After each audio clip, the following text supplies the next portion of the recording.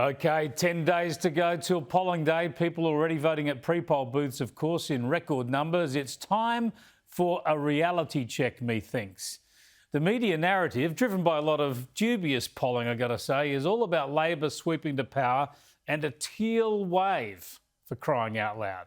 Now, of course, Labor could end up in government, but the reality is that this is going to be a very tight election, with the result hinging on a diverse range of seats going in different directions in different states, mostly depending on the allocation of preferences from a range of minor parties that are so unique, no pollster can really tell where these preferences are going to fall. We might well be counting postal votes a week after the election to see where the crucial seats will fall. And while you digest all this, there are a couple of central points that most of the media, I reckon, are overlooking here or ignoring, and we need to keep them in mind. The first one is this. While we all know it's tough for the coalition, they have no majority to protect, they're battling to hold seats at a time of frustration, angst and cost of living pressures right across the electorate. So it's a tough task to hold on to government. Well, that's life, I suppose. As Malcolm Fraser famously said, life wasn't meant to be easy. But what people ignore is that the path to government for Labor is not easy either. There's no nationwide swing propelling them to power.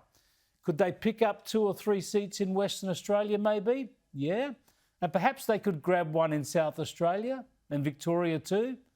But what if the coalition picks up 2 seats in New South Wales and 1 in the Northern Territory?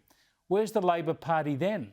Labor would need to win, what, another 4 or 5 seats from somewhere else? Queensland? Tasmania? Could they do it? Sure. But it's no lay-down misère. This is going to be a grind for both major parties, with a hung parliament, of course, looming large. And that brings me to the so-called TEAL wave, the fake independents looking to unseat Liberal MPs.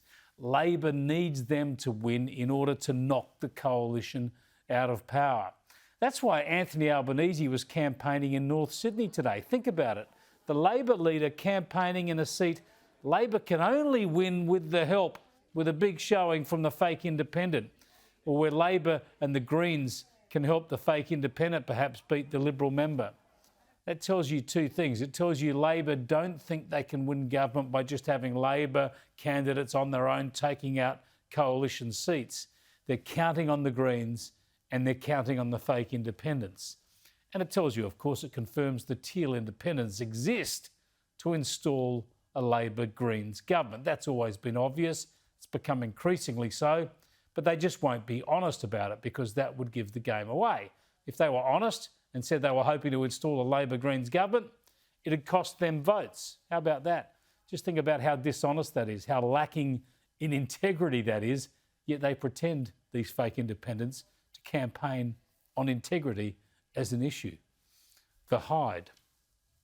So here's the thing. I don't think the TEAL wave will materialise. I think it's fuelled largely by media hype, by the green left media like the old Fairfax newspapers and the ABC, who love to barrack for the fake independents because it doesn't seem as obviously partisan as pushing for Labor and the Greens. I think the opinion polls that people are getting excited about today are largely worthless because they involve such tiny samples in any given seat. It's going to be tight. They show us that, of course, but preferences, of course, will be crucial. But to think enough people in a Liberal seat like Kooyong would think it's a good idea to toss out Josh Frydenberg, who could be Prime Minister in a few years, in favour of a former Labor Party member who wants to pretend that climate change is the biggest issue confronting the world and that Australia's policies can change it? Well, that's a big ask.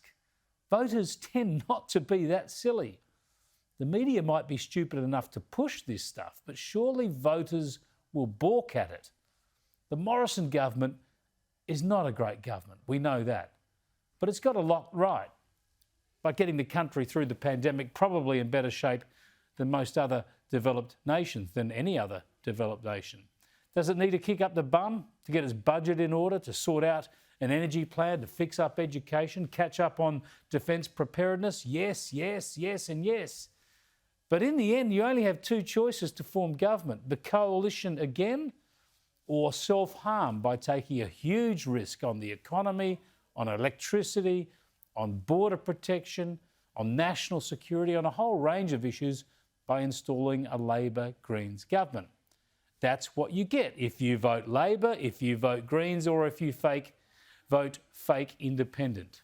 You get a muddled Green left experiment at a perilous time in our history.